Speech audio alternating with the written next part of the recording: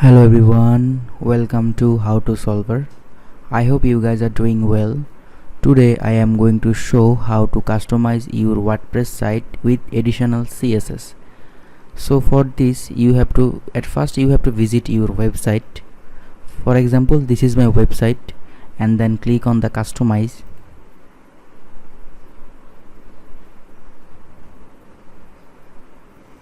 and click on the WordPress default.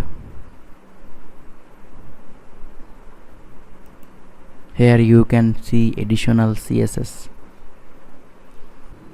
If you want, you can change your CSS style. For this, at first inspect this. I will change CSS style, which is this. Copy and then paste it on them. Okay, so for example, I will change font size,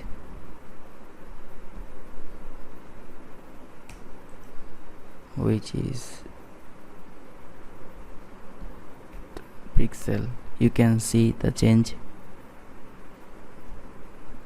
50 pixels.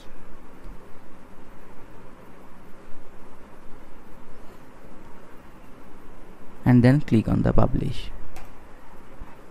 That's all for today. Thank you. If you like my video, please like, comment, share and subscribe, and don't forget to press the bell icon.